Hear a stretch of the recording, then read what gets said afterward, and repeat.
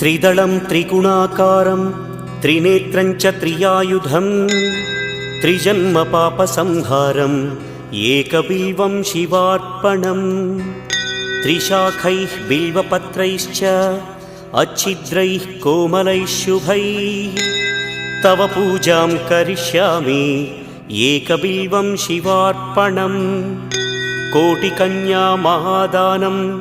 तिलपर्वतकोटयः काञ्चनं शैलदानेन एकबिल्वं शिवार्पणम् काशीक्षेत्रनिवासं च कालभैरवदर्शनं प्रयागे माधवं दृष्ट्वा एकबिल्वं शिवार्पणम्